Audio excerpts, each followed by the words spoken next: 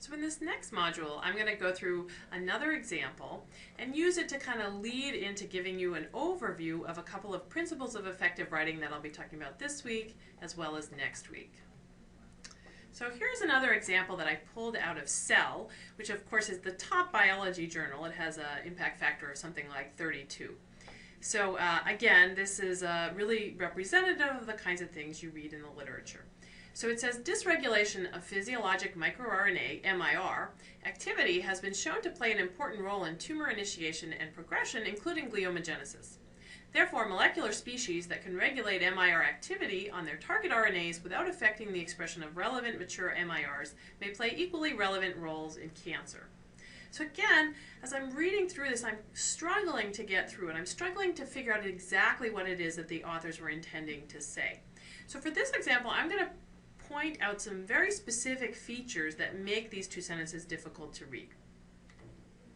So first, as in the examples we saw earlier, there's the use of nouns rather than verbs. So the authors use dysregulation, initiation, progression, and expression. Those are all nouns that could have been verbs. Dysregulate, initiate, progress, and express. Verbs really move the sentences along, whereas nouns kind of slow the reader down. The authors also here use some vague words. The problem with using words that are really vague is that the reader cannot get a concrete picture in their head of what the author is talking about. So those vague words don't really add anything. So for example, the word physiologic here. Well, physiology is something that's really, really broad, so I'm not exactly sure what the authors mean by physiologic. It doesn't really add much for me.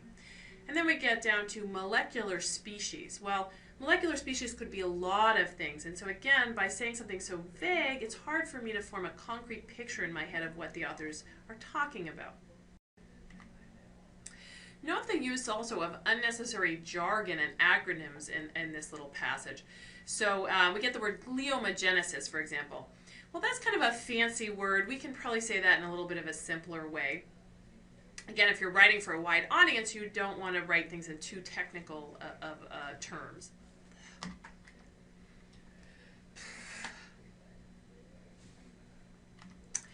So also note the use of unnecessary jargon and acronyms in this passage. So we get the term gliomagenesis, which is just kind of a fancy way to say the formation of glioma. There's easier ways and more direct ways to say that. We also get kind of an interesting acronym in this example. The acronym is actually the reason that I happen to pick this particular example. So the authors abbreviate the term microRNA as MIR. And it's a little bit amusing, right, because RNA is already itself an acronym, so the authors have made an acronym of an acronym. And this really is just showing you something that's really widespread out in the scientific literature. Authors love to use acronyms. They throw them all over the place. The problem with acronyms is that unless they're things that are really, really standard that everybody is familiar with, most readers aren't going to know your acronym, especially if you've just made it up, which many authors do. So when they get to your acronym in the piece they're reading, they're going to have to stop and pause and figure out, oh, what is MIR? They have to go back and look it up, and that's going to halt them, that's going to stop them and slow their reading. It's really, really hard on the reader.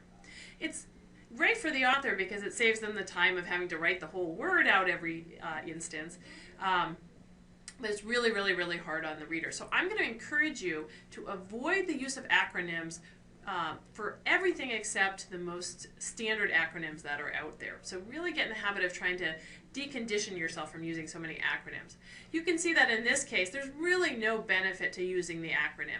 So instead of saying, you're only saving a couple of letters here by using MIR rather than microRNA.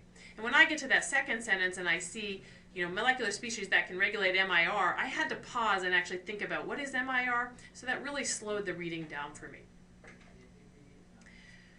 Another thing I want to point out is in this first sentence, the authors use what is called the passive voice for their verb tense. So they say, dysregulation of physiologic microRNA activity has been shown. Now, I'm going to spend quite a bit of time next week talking about the difference between the active and the passive voice. So if this is the first time you're hearing about it or you're not that comfortable with what that is, we'll go into it in great detail next week. But for now, I'll just point out that that's one thing that makes that sentence kind of hard to read. Because the English language, the way we normally talk, is we do subject, verb, object. The passive voice inverts that and goes object, verb, subject, or sometimes just object, verb. And it's a very awkward way. We would never talk in that way. So for example, if you take the sentence, she throws the ball, that's in the active voice. If you were to turn that in the passive voice, you would say, the ball was thrown by her. And you can see that sounds just very awkward. It makes the writing really hard to read. So next week we'll talk a lot about trying to not use the passive voice. The second sentence of that passage is actually in the active voice, but it has another problem with the verb. In this sentence, the subject of the sentence is molecular species. The main verb of that sentence is may play. But notice that we don't get to the main verb for a long time. We get molecular species, and then we get this whole descriptive clause, and then finally we get to the verb may play. Now the problem with this is that the reader is waiting for the verb. So until you give the reader the verb, the reader doesn't know where you're going with the sentence. And so that's really hard on the reader. So putting too much distance between the subject of the sentence and the main verb is a problem. We're also going to talk about that in great detail next week when we focus on verbs. So I took that passage and I rewrote it, kind of trying to fix some of these issues that I just pointed out to you. And I'll tell you, I did not have the author sitting right next to me while I was doing this edit, so I'm not 100% sure that I've completely represented what they were trying to say, but I think I've got the general idea. So the rewrite says, changes in microRNA expression play a role in cancer, including glioma.